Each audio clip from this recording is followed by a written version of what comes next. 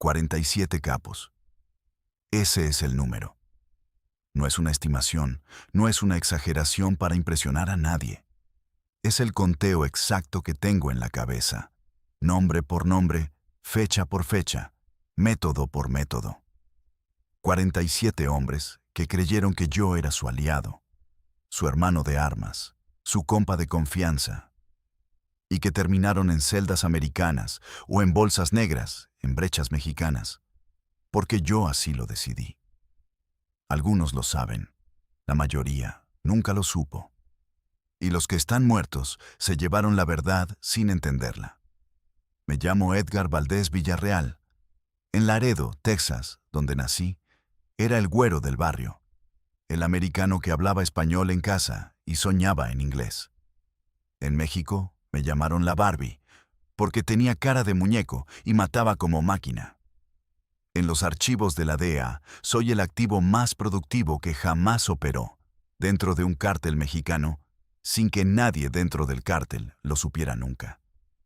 Esa última parte es la que nunca han contado completa. Hasta hoy. Esta es mi confesión real, no la que firmé con los fiscales. La verdad sin editar, sin abogados en la sala, sin acuerdos de por medio. La verdad que me quema adentro desde hace 15 años y que ya no tiene caso guardar, porque el daño está hecho, los muertos están muertos. Y yo voy a pasar el resto de mi vida en una celda de todas formas. Lo único que me queda es esto, decir lo que realmente pasó.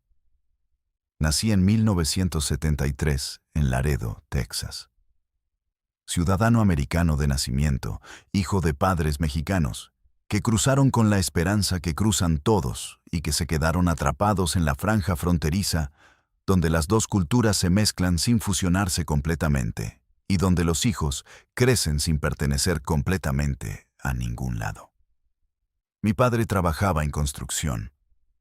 Mi madre limpiaba casas en el lado americano. Éramos clase trabajadora en el sentido más literal.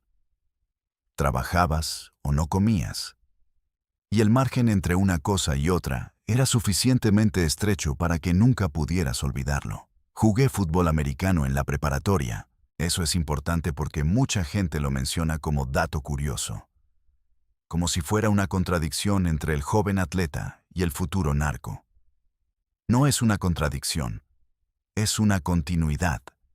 El fútbol americano te enseña cosas que el narco requiere.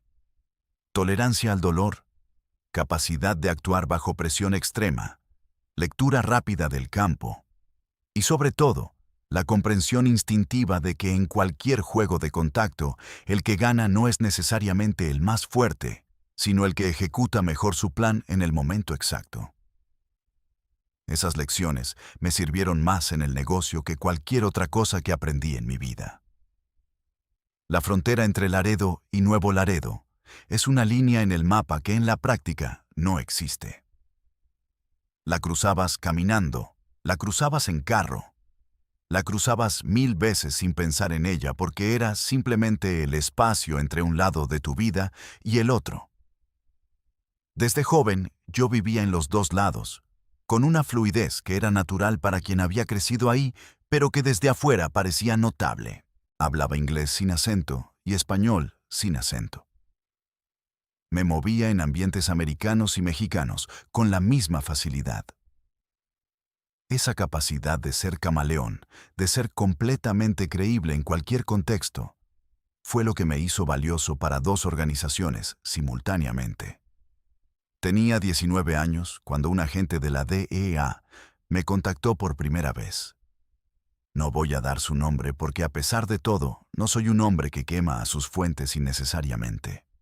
Y porque ese agente, con todos sus defectos, fue el único en toda esa historia que fue consistentemente honesto sobre lo que quería de mí y lo que me ofrecía a cambio. Me contactó a través de un conocido en Laredo, de manera informal, sin presión inmediata. Me dijo que habían observado mis movimientos, que sabían que tenía contactos en ambos lados, que tenían una propuesta que escuchar era gratis y que rechazar no tendría consecuencias. La propuesta era simple en su estructura y enormemente complicada en sus implicaciones. Operar como informante dentro de las redes del narco que estaban expandiéndose por la frontera. No como soplón de bajo nivel que reporta movimientos de cargamentos. Como operador de largo plazo, construyendo posición dentro de las organizaciones, con acceso real a información estratégica, con la paciencia de quien juega un partido de años, no de minutos. A cambio, protección operacional, compensación económica y en el largo plazo la posibilidad de regularizar completamente mi situación legal en Estados Unidos. No una promesa firmada. Una conversación entre hombres que se entienden sobre cómo funciona realmente el mundo detrás de los documentos oficiales. Tenía 19 años. No tenía dinero, no tenía futuro visible. Y tenía suficiente inteligencia para entender que la oferta que estaba escuchando era de las que aparecen una vez en la vida. También tenía suficiente inteligencia para entender el riesgo. Un hombre que juega en dos tableros simultáneamente necesita ser perfectamente consistente en los dos, o pierde en los dos al mismo tiempo. Esa presión, esa necesidad de consistencia absoluta sin margen de error, iba a ser mi realidad durante los siguientes 20 años. Acepté. No de manera dramática, no con dudas cinematográficas. Acepté con la misma calma con que tomaba cualquier decisión importante, evaluando el riesgo, calculando la ganancia y comprometiéndome completamente una vez que decidía. La indecisión es más peligrosa que la decisión equivocada en casi cualquier situación. Una vez que decides, ejecutas. Eso era lo que el fútbol americano había grabado en mi manera de pensar. Y eso fue lo que apliqué al acuerdo más importante de mi vida. Los primeros 2 años fueron de construcción lenta. Me inserté en las redes de distribución que operaban en la frontera Laredo-Nuevo Laredo, haciendo exactamente lo que haría cualquier joven ambicioso con contactos en ambos lados. Moviéndome, siendo útil, resolviendo problemas pequeños, construyendo una reputación de confiabilidad, que es la moneda más valiosa en ese mundo. Reportaba a la DEA información calibrada, suficientemente útil para demostrar mi valor como activo, suficientemente selectiva para no destruir mi posición antes de que estuviera suficientemente establecida para ser irreemplazable. Esa calibración es el arte central de lo que hice durante 20 años. Dar suficiente para mantener la confianza de los americanos. Retener suficiente para mantener la confianza de los mexicanos. Moverse en el espacio entre esos dos conjuntos de expectativas, con una precisión que no podía fallar nunca, porque fallar en cualquier dirección significaba muerte. En el sentido literal en un caso y en el sentido legal en el otro. Conocí a Arturo Beltrán Leiva en 2000. Fue una introducción a través de un intermediario en Cuernavaca, una reunión de negocios que en ese momento parecía uno de muchos contactos, y que resultó ser el punto de entrada al nivel de la organización donde yo necesitaba estar para ser verdaderamente útil. Arturo era un hombre de presencia física imponente, con una capacidad para la violencia que era visible, incluso cuando estaba completamente tranquilo. Como la electricidad estática antes de una tormenta. Me evaluó durante esa primera reunión con una atención que me hizo recordar por qué nunca podía bajar la guardia. Era inteligente, desconfiado por naturaleza, y tenía un radar para la falsedad que había destruido a hombres más experimentados que yo. Lo que me salvó esa primera vez, y muchas veces después, fue algo que nadie esperaba. La verdad selectiva.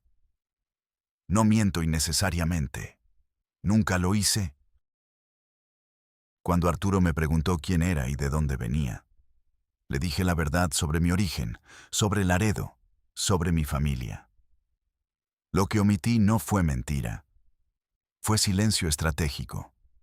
Y el silencio a diferencia de la mentira, no deja rastro que pueda verificarse y contradecirse después. Arturo me puso a prueba 3 veces en los primeros 6 meses. No voy a describir las pruebas en detalle porque algunas de ellas involucran a personas que todavía tienen familia viva. Lo que diré es que las pasé todas, y que pasarlas tuvo un costo que no le reporté completamente a la DEA, y que cargo yo solo desde entonces. Para finales de 2001, era operador de confianza dentro de la organización de los Beltrán Leiva. Tenía acceso a información que la DEA llevaba años intentando obtener por otros medios, y tenía una posición que seguiría creciendo durante los siguientes años, hasta alcanzar un nivel que ningún activo infiltrado había alcanzado antes en la historia del narco mexicano. Lo que no sabía todavía, lo que tardé años en entender completamente, es que ser el activo más valioso no significa ser el más protegido. Significa ser el más usado. Significa que tu valor para los que te controlan es directamente proporcional al riesgo que corres, y que cuando ese riesgo se vuelve inconveniente para ellos, el activo más valioso puede convertirse de un día para otro en el problema más prescindible. Pero eso lo aprendí después. Primero aprendí lo que era el poder real desde adentro. Y lo que aprendí cambió para siempre mi comprensión de lo que este negocio es realmente. El primer hombre que entregué de manera directa y consciente se llamaba Roberto. No voy a dar su apellido. Era distribuidor regional en Tamaulipas. Movía entre 100 y 150 kilos mensuales. Tenía conexiones con funcionarios de 2 municipios y era suficientemente inteligente para haber durado 5 años en el negocio sin un rasguño. Lo entregué en marzo de 2002, con una precisión quirúrgica que impresionó a mis contactos en la DEA, y que dentro de la organización de Arturo se interpretó como una purga necesaria, porque yo mismo había construido la narrativa de que Roberto estaba hablando con gente que no debía. 2 pájaros, una piedra. Los americanos obtuvieron su arresto. Arturo obtuvo la confirmación de que yo era leal, y Roberto obtuvo 15 años en una prisión federal sin entender nunca quién había jalado el hilo. Esa operación fue el modelo que usé 46 veces más, con variaciones, con ajustes según el objetivo y las circunstancias, pero con la misma estructura fundamental. Construir dentro de la organización la narrativa que justificaba la eliminación del objetivo, mientras simultáneamente entregaba a los americanos la información operacional que necesitaban para ejecutar. El resultado era siempre el mismo. El objetivo caía, mi posición se fortalecía, y nadie dentro del cártel conectaba los puntos, porque los puntos estaban diseñados para no conectarse. Arturo Beltrán Leiva me dio acceso total a su mundo interior en 2003. No de golpe, sino de la manera en que los hombres de su tipo dan acceso a cualquiera. Gradualmente, probando en cada paso, retirando si detectan algo incorrecto, avanzando si todo confirma lo que quieren confirmar. Para ese año, yo había demostrado suficiente en suficientes situaciones para que me invitara a lo que él llamaba las reuniones de verdad, que era como distinguía las juntas operacionales de fachada de las conversaciones, donde se tomaban las decisiones reales. Las reuniones de verdad ocurrían en lugares que cambiaban constantemente, con un protocolo de seguridad que era genuinamente sofisticado para la época. Sin teléfonos, sin grabaciones posibles, con revisiones físicas que eran torugas sin ser ofensivas, en el balance delicado que los hombres paranoicos aprenden a mantener cuando necesitan que su gente se sienta respetada y vigilada al mismo tiempo. En esas reuniones se hablaba sin eufemismos, con la claridad brutal de quien no necesita fingir ante nadie presente. Lo que aprendí en esas reuniones era exactamente lo que la DEA necesitaba, y lo que yo no podía transmitir directamente por ningún canal tecnológico, porque los canales tecnológicos dejaban rastros que podían ser encontrados. Desarrollé con mi contacto un sistema de transmisión de información que era completamente analógico y completamente negable. Mensajes en código dentro de llamadas de apariencia inocente. Documentos físicos dejados en puntos de entrega que rotábamos cada semana. Una arquitectura de comunicación que llevamos años perfeccionando y que nunca fue comprometida en todo el tiempo que operé. El dinero llegó pronto y en cantidades que genuinamente alteraban la percepción.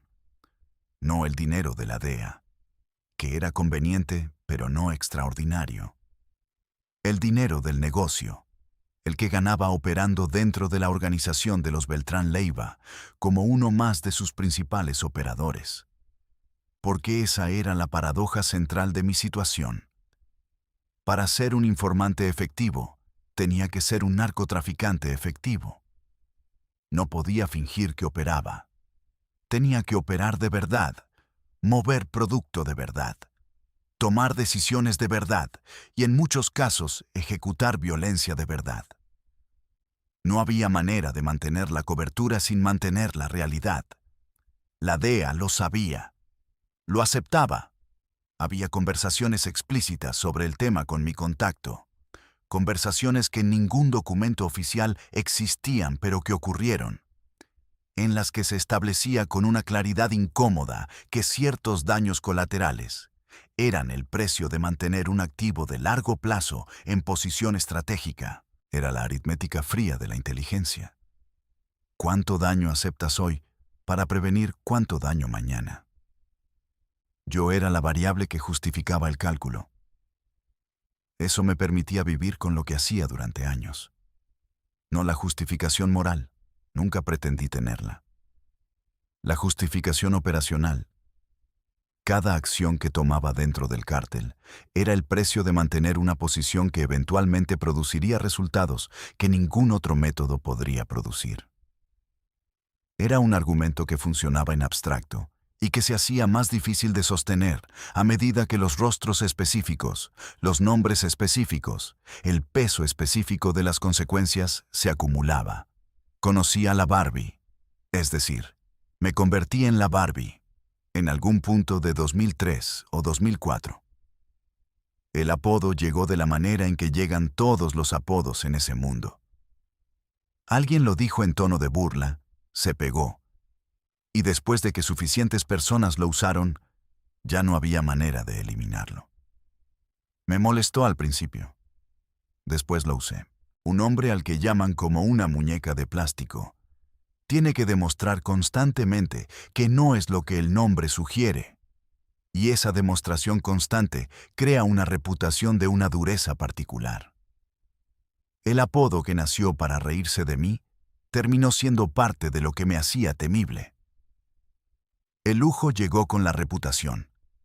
Propiedades en el Estado de México, en Morelos, en Guerrero. Carros que costaban lo que una familia trabajadora gana en décadas. Fiestas que duraban días, con músicos, con gente del espectáculo que llegaba y no preguntaba demasiado porque el dinero que recibían era suficientemente grande para financiar el olvido conveniente. Ropa italiana, relojes suizos, todo el inventario visible del poder que ese mundo ofrece como compensación por lo que te quita. Lo usé como cobertura. Cada peso que gastaba ostentosamente era una inversión en credibilidad dentro de la organización. Un hombre que vive con austeridad en ese mundo levanta sospechas, porque la austeridad sugiere que tienes otro ingreso, otra fuente, otro propósito. El gasto visible era demostración de que yo era lo que decía ser. Un operador exitoso que disfrutaba los frutos de su trabajo sin agenda oculta. La ostentación era parte del disfraz. Aunque sería mentira decir que solo era disfraz. El dinero hace cosas al cerebro que no son completamente controlables. Hay un momento en que el lujo deja de ser herramienta y empieza a ser necesidad, en que la adrenalina del poder deja de ser efecto secundario y se convierte en motivación primaria. Ese momento lo viví y lo reconocí y traté de gestionarlo con la misma disciplina con que gestionaba todo lo demás. Con éxito parcial, Nadie gestiona perfectamente lo que el poder hace a la cabeza de un hombre joven con demasiado dinero y demasiada impunidad. En 2005 recibí la instrucción más complicada que me habían dado hasta entonces. Mi contacto en la DEA me pidió información específica sobre los patrones de movimiento de Arturo Beltrán Leiva. No para arrestarlo en ese momento, me aclararon. Para construir el expediente que eventualmente sería la base de su procesamiento.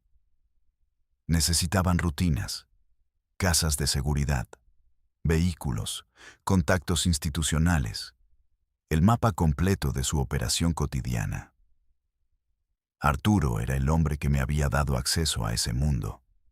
Era el hombre que había confiado en mí, cuando no tenía razón específica para hacerlo, más allá de lo que yo le había demostrado. Era inteligente, brutal, completamente amoral en muchos sentidos, pero también tenía un código interno que respetaba con una consistencia que yo había observado durante años. Traicionarlo era diferente a entregar a Roberto o a los otros que habían caído antes. Era diferente en escala, en impacto, y en lo que significaba sobre quién era yo realmente. Tomé 3 días antes de responder. No porque dudara del resultado final, ya sabía cuál sería, sino porque necesitaba encontrar la manera de hacer lo que iba a hacer sin romper nada en mi cabeza que no pudiera recomponerse. Esa es la ingeniería psicológica más exigente del trabajo que hice.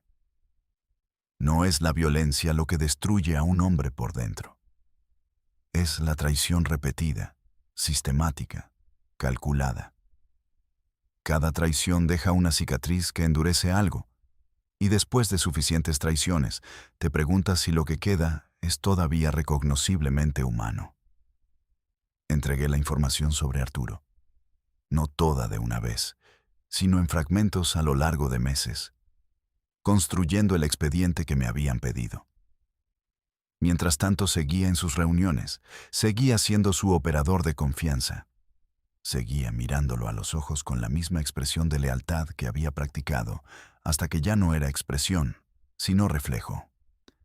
Para 2007 era uno de los hombres más poderosos del narcotráfico mexicano, y simultáneamente el activo más valioso que la DEA tenía dentro de cualquier organización criminal en el continente. Vivía esa contradicción todos los días, con una normalidad que en retrospectiva me parece la cosa más extraña de toda mi historia. Que algo tan absolutamente anormal se vuelva cotidiano. Que despiertes en la mañana, tomes café y vayas a trabajar en 2 mundos simultáneos como si fuera simplemente lo que hacen los hombres. La violencia de esos años fue real. No voy a ocultarla detrás de mi rol como informante como si el badge de agente encubierto lavara lo que hice. Ordené muertes. Estuve presente en situaciones donde el horror era tan concentrado que el olor de esas habitaciones todavía me llega en sueños, con una fidelidad que quisiera perder. Hice lo que hice porque era el precio de estar donde estaba. Y estar donde estaba era el precio de ser lo que era para los americanos. Esa cadena de justificaciones funcionó durante años. Después dejó de funcionar. Y cuando deja de funcionar, lo que queda es simplemente lo que hiciste, sin el contexto que lo explicaba, sin el propósito que lo justificaba, con todo su peso directo sobre tu conciencia sin amortiguación posible. Pero antes de llegar a ese colapso, viví los años de mayor poder que he tenido. Los años donde la Barbie era un hombre que abría puertas y cerraba bocas. Los años donde yo decidía quién vivía y quién moría en 3 estados simultáneamente. Los años donde la única persona en el mundo que sabía la verdad completa de lo que yo era un agente de la DEA en una oficina en San Antonio que guardaba mis reportes en una caja fuerte con clasificación que no voy a mencionar. Lo que pasó en esos años, las fiestas, las guerras, los nombres que nadie se ha atrevido a pronunciar en voz alta todavía, eso es lo que viene ahora. Y te advierto, es más oscuro de lo que imaginas. no porque sea más violento que lo que ya has escuchado, sino porque cuando sabes que el hombre en el centro de todo era simultáneamente el que construía el infierno y el que entregaba las llaves a los que decían combatirlo, la historia completa se vuelve algo que ninguna categoría simple puede contener. Hay una noche en Cuernavaca que no puedo ubicar en el calendario exacto, porque en esa época los días se mezclaban con una fluidez que hacía imposible llevar registro preciso. Lo que sí recuerdo con una claridad que ningún tiempo ha podido erosionar es el olor. Pólvora mezclada con perfume francés caro, sudor, alcohol derramado, y debajo de todo eso algo más orgánico y más oscuro que no voy a describir directamente, porque quien ha estado en ese tipo de habitaciones sabe exactamente a qué me refiero y quien no ha estado no necesita saberlo con ese nivel de detalle.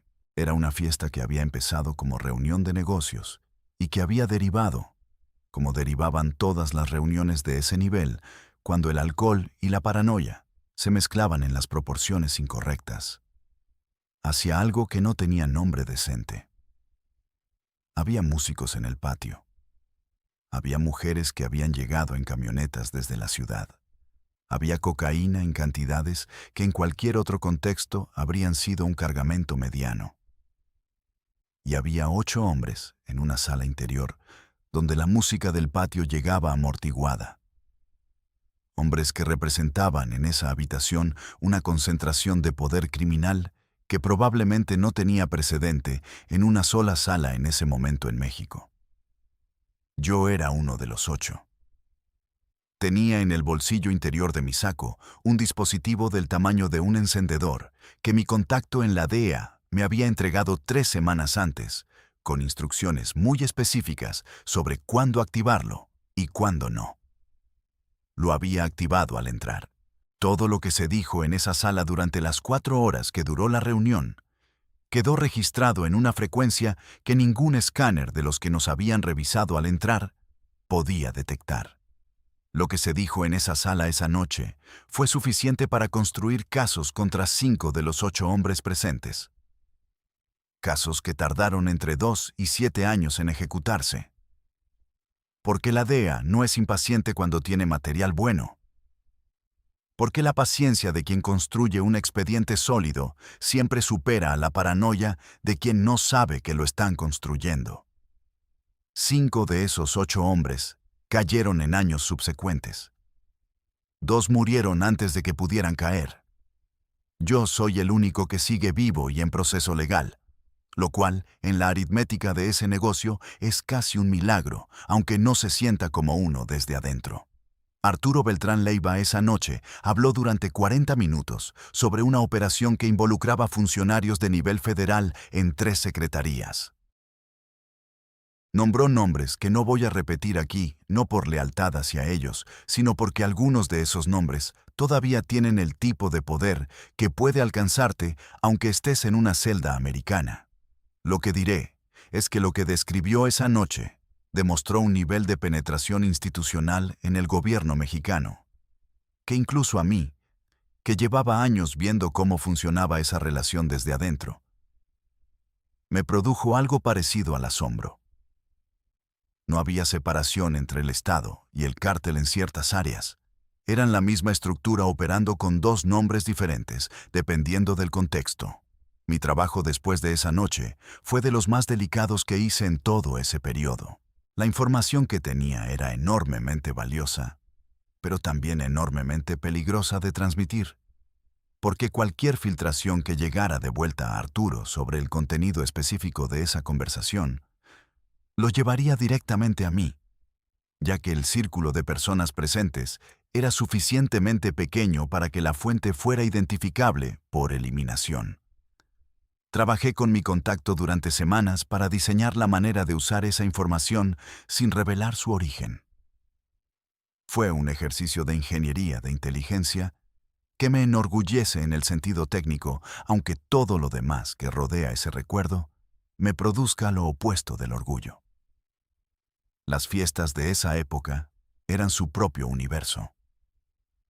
No las fiestas pequeñas de operadores medios, sino las que organizaban los hombres en la cima. que tenían una escala y una mezcla de mundos que resultaba genuinamente surrealista si podías dar un paso atrás y verla con distancia. Cantantes famosos que llegaban en jets privados y actuaban para audiencias de 50 personas que pagaban más por esas 2 horas que lo que esos artistas ganaban en giras completas. Empresarios con presencia pública impecable, que en esas fiestas hablaban con una franqueza sobre sus negocios reales que nunca habrían usado en ningún otro contexto. Políticos que en televisión hablaban de combate al narco y en esas habitaciones brindaban con los mismos hombres que decían combatir. Yo observaba todo, memorizaba todo. No con grabaciones siempre, porque no siempre era posible ni prudente. Con la memoria que había entrenado desde el principio para funcionar como archivo de precisión. Nombres, fechas, detalles específicos que solo podían conocerse de primera mano. Todo fue eventualmente transmitido, directamente o en fragmentos, a los archivos de la DEA que se construían pacientemente en San Antonio. Recuerdo una fiesta específica en el Estado de México en 2006. Había un cantante de regional mexicano que en ese momento estaba en el pico de su popularidad. Nombre que todos reconocerían. Que actuó durante 3 horas y que después se quedó sentado con nosotros hasta las 4 de la mañana, bebiendo como si fuera un domingo normal entre amigos. No sé si sabía exactamente con quién estaba. Probablemente sabía lo suficiente para saber que no debía saber más. Esa es la posición más común de las personas del espectáculo que se mueven en esos circuitos. Saben que el dinero es sucio sin saber exactamente cuán sucio, y construyen una distancia conveniente entre lo que perciben y lo que procesan conscientemente. Lo que sí sé es que esa noche, en esa fiesta, se tomó una decisión sobre una guerra que costó cientos de vidas en los meses siguientes.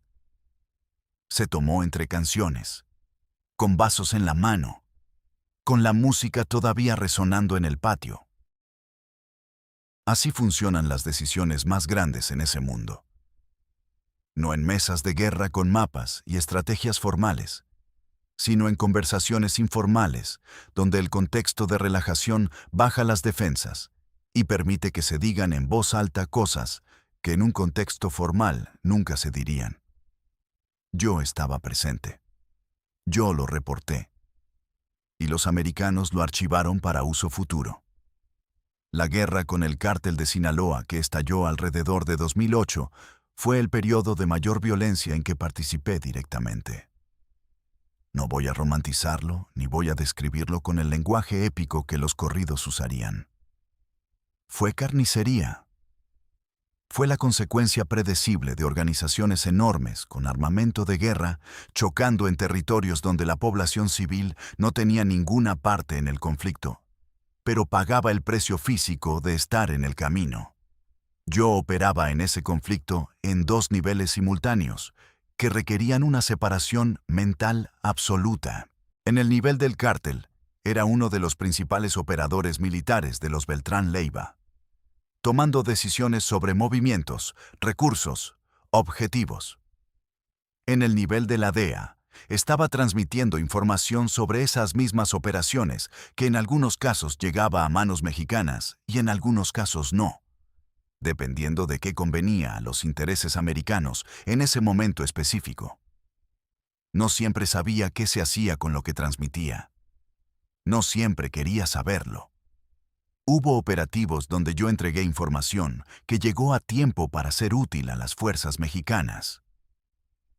Hubo otros donde la información llegó tarde por razones que nunca se me explicaron completamente.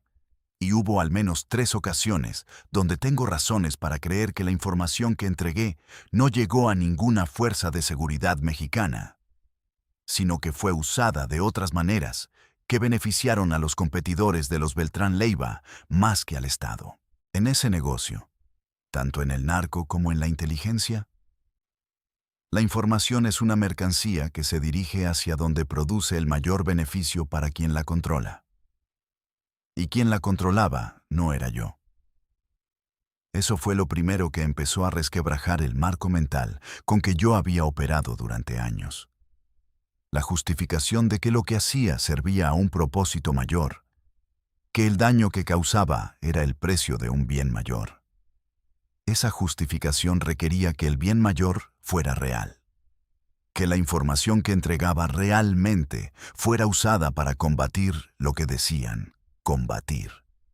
Cuando empecé a ver evidencia de que la utilización de mi información era más compleja y más ambigua que eso, el edificio entero de mi justificación empezó a mostrar grietas. Pero en 2008 todavía no había llegado a ese colapso. Todavía operaba con la eficiencia de quien tiene un propósito claro y una metodología probada.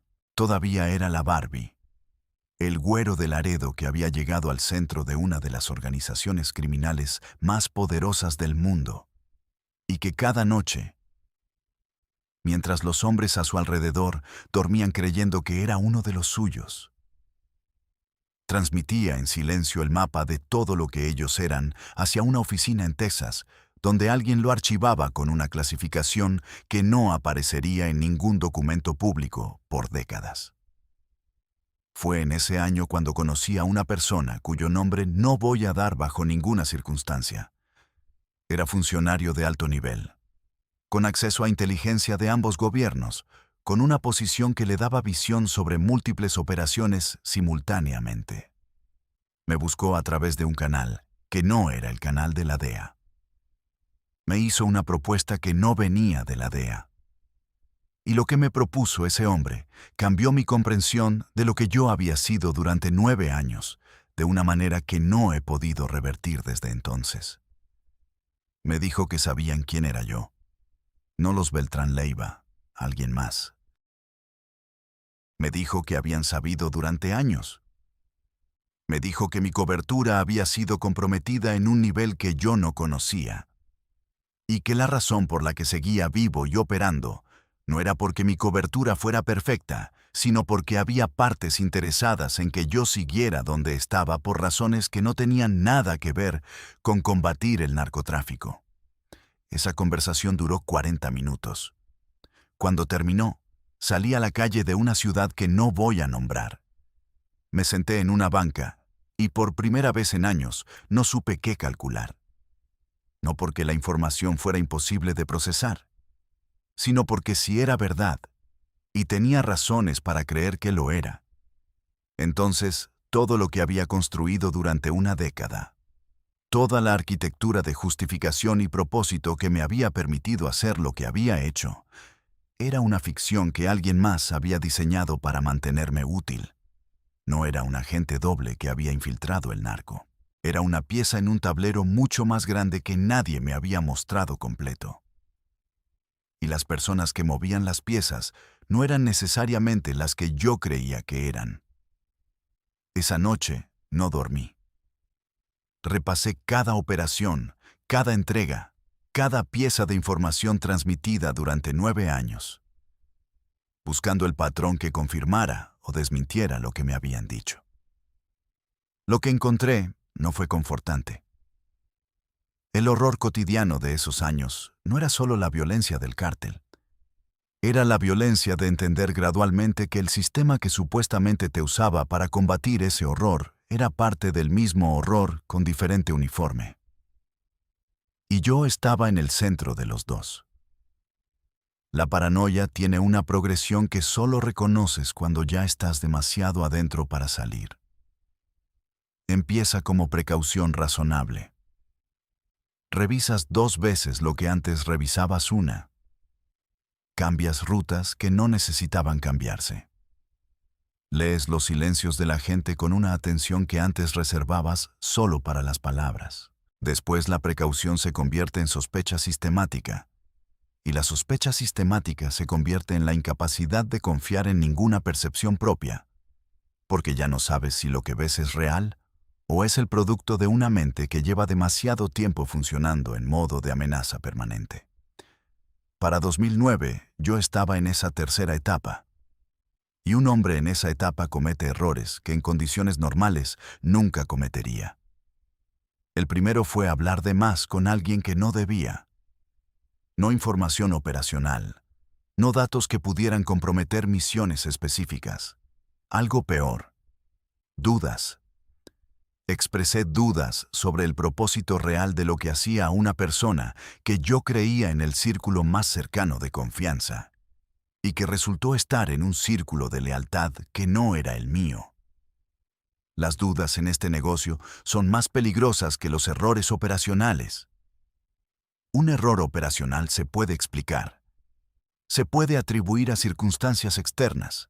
Se puede sobrevivir con la narrativa correcta. Las dudas expresadas en voz alta le dicen a quien las escucha que hay una fractura en tu certeza. Y una fractura en tu certeza es una invitación a que alguien la use como punto de entrada.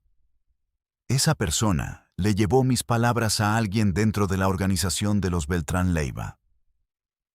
No sé exactamente qué dijo ni cómo lo encuadró. Lo que sé es que 2 semanas después noté el primer cambio en la temperatura del ambiente. Pequeño, casi imperceptible. Una reunión a la que normalmente me habrían incluido y no fui convocado. Una conversación que se detuvo cuando entré a una habitación con una naturalidad demasiado cuidada para ser natural. El tipo de señales que en condiciones normales quizás habría interpretado de otra manera, pero que en el estado mental en que estaba leyó con perfecta claridad como lo que eran. El inicio de una evaluación. Dentro de las organizaciones criminales, cuando alguien empieza a ser evaluado, hay un protocolo informal que todo el mundo conoce, pero que nadie documenta. Se le da más cuerda. Se le permite más libertad de movimiento. Se le hace sentir que todo está normal, mientras simultáneamente se construye el caso. Se reúne la evidencia. Se confirman las sospechas antes de actuar. Es exactamente lo que yo había hecho con mis objetivos durante años. Ahora estaba del otro lado y lo reconocí con la amargura particular de quien recibe su propio método de vuelta. Informé a mi contacto en la DEA. Su respuesta fue más contenida de lo que esperaba. No hubo alarma. No hubo protocolo de extracción de emergencia. No hubo el movimiento urgente que yo habría anticipado, dado que un activo de mi valor estaba potencialmente comprometido. Hubo una conversación calmada en que me dijeron que monitorearan la situación, que reportara cualquier desarrollo, que mantuviera la posición mientras fuera posible. Esa respuesta, en el contexto de lo que el funcionario misterioso me había dicho meses antes, adquirió un significado que no me gustó. Mantener la posición mientras fuera posible. En lenguaje de inteligencia, eso significa seguir siendo útil hasta que el riesgo de mantenerte supere el valor de lo que produces.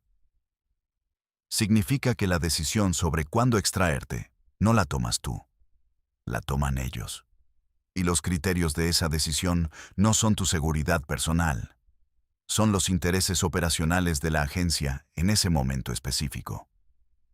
Entendí entonces, con una claridad que llegó tarde pero llegó completa, que yo nunca había sido un agente. Había sido un recurso. La diferencia es fundamental. Un agente tiene una relación institucional. Tiene protocolos de protección. Tiene derechos dentro del sistema que lo usa. Un recurso se gestiona con la misma lógica con que se gestiona cualquier herramienta. Se usa mientras funciona.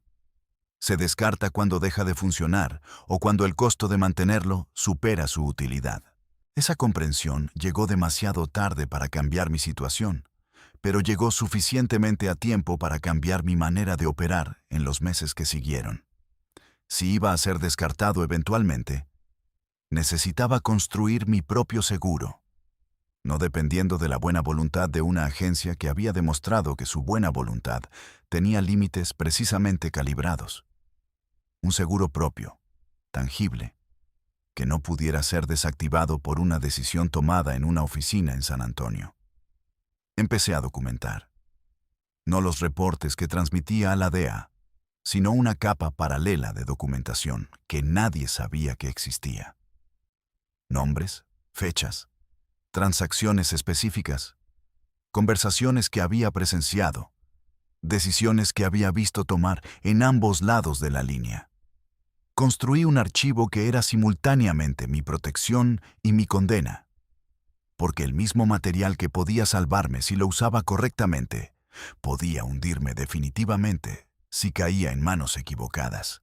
Lo guardé en un lugar que no voy a describir. Lo sigue estando, o algo derivado de él, en manos de personas que tienen instrucciones específicas sobre qué hacer con él bajo ciertas circunstancias. Eso es lo único que me da algo parecido a la tranquilidad en la situación en que estoy. No mucha, pero algo. El año 2009 fue el año en que todo se aceleró simultáneamente en todas las direcciones. La guerra con Sinaloa estaba en su punto más intenso. La presión del gobierno mexicano había aumentado a niveles que hacían casi imposible operar con la comodidad de años anteriores. Dentro de la organización, la evaluación silenciosa que yo había detectado continuaba sin resolverse en ninguna dirección. Y en el lado americano, mi contacto fue transferido a otra posición y mi caso fue asignado a alguien nuevo que no tenía el contexto de 9 años de historia y que se relacionaba conmigo con la frialdad burocrática de quien maneja un expediente en lugar de una relación. El nuevo contacto me hizo preguntas que el anterior nunca habría hecho. Preguntas que revelaban una comprensión superficial de la complejidad de mi posición. Preguntas que en el contexto equivocado podían ser mal interpretadas como confirmación de sospechas que alguien dentro del cártel pudiera tener sobre mí. Me di cuenta de que la arquitectura de protección que había construido durante 9 años dependía en gran medida de la relación personal con mi contacto original, y que esa relación ya no existía. Lo que quedaba era un protocolo institucional frío que no estaba diseñado para situaciones tan complejas como la mía.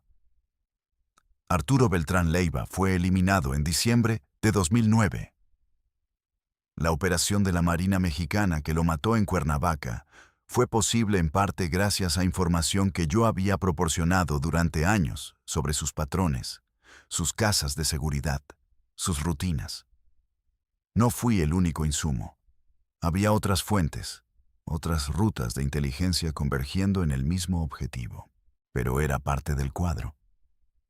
Cuando vi las imágenes en la televisión, el cuerpo de Arturo sobre la cama con los billetes que alguien había colocado sobre él en una demostración de poder que era también una declaración de desprecio, sentí algo que todavía me resulta difícil de nombrar con precisión. No fue alivio. No fue tristeza exactamente. Fue algo más parecido al vértigo de quien ha estado mirando desde un edificio alto durante tanto tiempo, que ya no recuerda cómo se ve el mundo desde el nivel de la calle. Arturo era un monstruo por cualquier medida objetiva.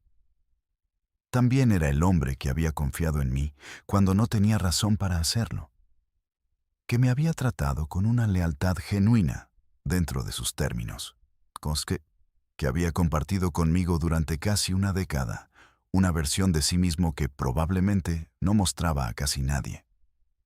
Y yo lo había estado entregando sistemáticamente durante todo ese tiempo. Si eso me hace mejor o peor que él, honestamente ya no tengo respuesta. Ambos causamos daño enorme. El mío tenía una justificación institucional que el suyo no tenía. Pero las personas dañadas no distinguen entre daño con justificación y daño sin ella. El daño es el daño. Con Arturo muerto, la organización entró en un periodo de inestabilidad que era simultáneamente una oportunidad y un peligro. Una oportunidad porque el caos interno creaba condiciones para que alguien con mi posición consolidara poder. Un peligro porque el caos interno también creaba condiciones para que viejas sospechas resurgieran sin la estructura de autoridad que las había contenido. Lo que pasó en los meses siguientes fue una danza entre esas dos posibilidades. Me moví para consolidar. Otros se movieron para cuestionar. Y en algún punto de esa danza, en una reunión que salió mal de maneras que no voy a detallar completamente, la evaluación silenciosa que había estado en curso durante meses finalmente se expresó en términos que no podían ignorarse. Alguien me puso sobre la mesa una pregunta directa sobre una operación específica donde la información había llegado a los americanos, de una manera que solo podía explicarse si alguien presente en cierta reunión la había transmitido. El círculo era pequeño. Los nombres eran contables con los dedos de una mano. Y la manera en que me miraron mientras hacían la pregunta me dijo que la conversación que seguía no iba a terminar bien si no tenía una respuesta que cerrara completamente la puerta a la sospecha. No la tenía. Y por primera vez en 10 años de operar en ese mundo con una consistencia casi perfecta, no supe qué decir. Ese silencio de 3 segundos fue el error más caro de mi vida. 3 segundos. En 10 años de operar en ese mundo sin un error visible, sin un momento de duda que alguien pudiera leer en mi cara. Fueron 3 segundos de silencio los que lo derrumbaron todo. No una grabación encontrada, no un testigo comprado, no una operación de inteligencia sofisticada. 3 segundos en que mi cerebro, agotado de una década de consistencia perfecta, simplemente no produjo la respuesta que necesitaba en el tiempo que necesitaba producirla. Y en una habitación llena de hombres que llevaban años leyendo silencios como yo los leía, esos 3 segundos fueron una confesión completa. Me levanté de la silla antes de que alguien más se moviera. No corrí. Caminar rápido y con dirección clara es siempre menos llamativo que correr. Y el instinto de supervivencia que había construido durante años operó en automático, aunque mi mente consciente todavía estaba procesando lo que acababa de ocurrir. Salí por una puerta lateral. Llegué a la camioneta que siempre estacionaba cerca de la salida por exactamente este tipo de circunstancia. Y manejé durante 40 minutos sin dirección fija, mientras mi cerebro finalmente empezaba a funcionar de nuevo. Llamé al nuevo contacto de la DEA desde un teléfono de prepago que cambié inmediatamente después. Le dije que la cobertura estaba comprometida, que necesitaba extracción inmediata, que el protocolo de emergencia que había sido diseñado exactamente para este escenario necesitaba activarse ahora. Su respuesta tardó lo que me pareció demasiado tiempo, y cuando llegó fue lo que parte de mí había anticipado. Y otra parte había esperado que no fuera.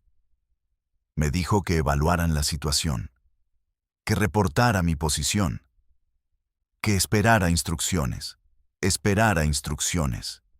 10 años de trabajo, 47 objetivos entregados. Información que había construido casos que tardarían décadas en cerrarse completamente.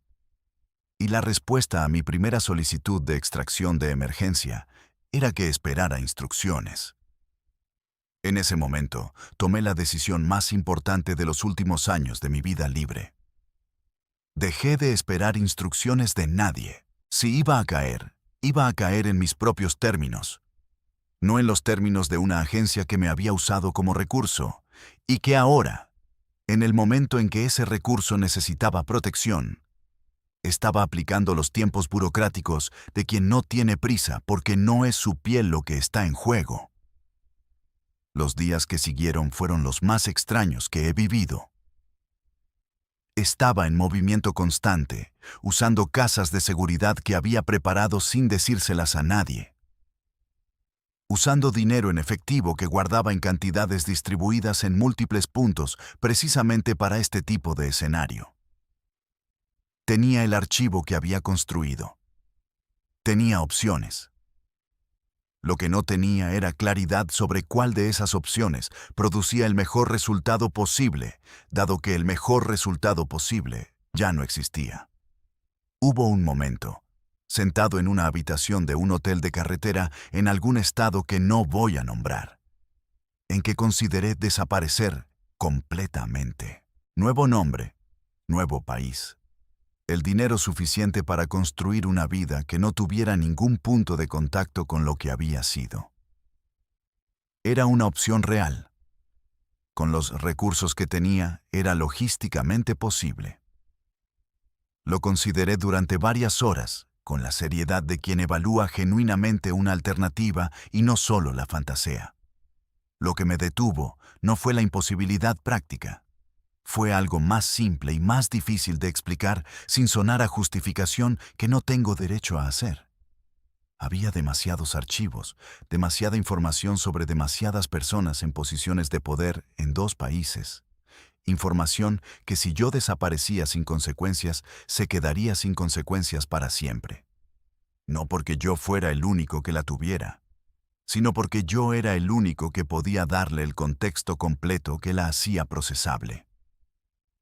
Sin ese contexto era fragmentos. Con él era el mapa completo de cómo el poder real funciona en México y en parte de Estados Unidos, al margen de cualquier institución oficial. Eso sonará grandilocuente. Lo entiendo. Un hombre que va a ser arrestado de todas formas, construyendo una narrativa donde su caída tiene propósito mayor. Lo reconozco. Pero también es verdad que lo que tenía y lo que eventualmente usé en negociaciones con fiscales produjo resultados que no se habrían producido de otra manera. Eso no me redime. No pretendo que lo haga. Pero es lo que ocurrió. Fui detenido en agosto de 2010 en el Estado de México. No fue una captura dramática con operativo y balacera. Fue un retén en una carretera, documentos que no cuadraban, y la cadena de verificaciones que siguió. Cuando llegaron los elementos de la PGR, y después los agentes federales, con una velocidad que me dijo que alguien los había orientado hacia dónde estar, entendí que la extracción que la DEA no había activado para protegerme, había sido activada para detenerme. La diferencia entre esas 2 acciones es la diferencia entre ser un activo y ser un recurso. Los activos se protegen. Los recursos se administran de la manera más conveniente para los intereses del momento. No opuse resistencia. No tenía sentido práctico, y además, ya había tomado la decisión de que si llegaba a este momento, lo manejaría de la manera que me diera el mayor control posible sobre lo que siguiera. La resistencia era perder ese control inmediatamente. La cooperación calculada era mantenerlo dentro de los límites que la situación permitía. Lo que siguió fueron meses de proceso legal, de negociaciones a través de abogados, de conversaciones en las que yo ofrecía fragmentos del archivo que había construido a cambio de condiciones específicas. No voy a detallar esas negociaciones, porque son parte de procesos que todavía no han terminado completamente. Lo que diré es que el material que entregué en ese proceso produjo investigaciones en 2 países que siguen abiertas. Algunas de esas investigaciones apuntan hacia personas que siguen en posiciones públicas en México. Si esas investigaciones alguna vez llegan a su conclusión lógica, habrá consecuencias que ningún corrido va a cantar, pero que van a ser más significativas que cualquier capo arrestado. Quizás. En este mundo, el quizás es la única moneda que no pierde valor. Desde adentro del sistema legal americano, el mundo tiene una textura completamente diferente. No solo en el sentido obvio de la restricción física, en el sentido de la percepción. Afuera todo era movimiento, decisión, consecuencia inmediata. Adentro todo es espera. Espera de audiencias, espera de decisiones, espera de apelaciones, espera del tiempo que pasa con una lentitud que no tiene equivalente en ninguna experiencia libre. Aprendes a vivir en una escala temporal completamente diferente. O no aprendes y te hundes. Yo aprendí porque no tengo opción, y porque 47 años de vida me han dado suficiente disciplina mental para encontrar estructura en cualquier situación, aunque esa estructura sea mínima. Pienso en Laredo, en el güero del barrio que jugaba fútbol americano y cruzaba la frontera en bicicleta, y no tenía idea de lo que iba a ser su vida. Ese muchacho tomó una decisión a los 19 años, que parecía inteligente y que lo era en términos de la información disponible en ese momento. No podía ver el mapa completo. Nadie a los 19 años puede ver el mapa completo de lo que una decisión va a desplegar durante 30 años. Si pudiera hablar con ese muchacho, le diría que las decisiones que parecen inteligentes dentro de sistemas corruptos siempre terminan siendo parte de la corrupción que creías estar combatiendo.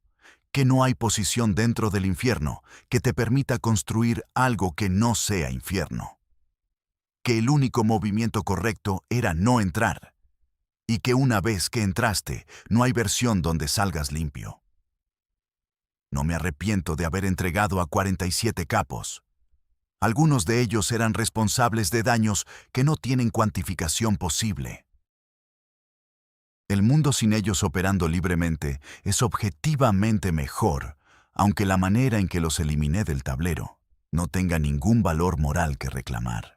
Me arrepiento de las personas que dañé que no eran el objetivo. Me arrepiento de los años que viví en una mentira tan completa que ya no sé con certeza qué parte de lo que soy es real y qué parte es la acumulación de personajes que interpreté durante tanto tiempo que se pegaron permanentemente. La Barbie era un apodo que nació para burlarse de mí. Terminó siendo lo más honesto de todo. Una muñeca de plástico que se mueve cuando alguien jala el hilo. Eso es lo que fui para la DEA durante 10 años. Eso es lo que fui para los Beltrán Leiva durante el mismo tiempo desde su perspectiva. Un objeto útil que cada lado creía controlar y que en realidad no era controlado completamente por nadie, ni siquiera por mí mismo. Si hay algo que quiero que quien escucha esto entienda, es esto. No hay héroes en esta historia, no en el cártel, no en las agencias que dicen combatirlo. No en los gobiernos que firman acuerdos de cooperación en público y hacen otros acuerdos en privado. Hay personas tomando decisiones dentro de sistemas que los superan, usando la información y los recursos disponibles para avanzar objetivos, que en el mejor de los casos son ambiguos y en el peor son indistinguibles de lo que dicen combatir. Eso no es cinismo. Es lo que vi desde adentro de los dos lados durante 20 años. El muchacho de Laredo que bajó al sistema creyendo que podía usarlo sin que lo usara a él, estaba equivocado de una manera que tardó 20 años en entender completamente. El sistema siempre te usa más de lo que tú lo usas. Siempre. Sin excepción. La ilusión de control es parte del diseño. Eso es lo que tengo. No redención, no lección moral empaquetada. No advertencia útil que cambie algo en nadie que la escuche. Solo el inventario honesto de lo que fue, lo que costó y lo que queda cuando el balance final se asienta. 47 capos. Un sistema corrompido en 2 países. Un muchacho de Laredo que creyó que podía jugar en 2 tableros y ganar en los 2. El marcador final habla por sí mismo.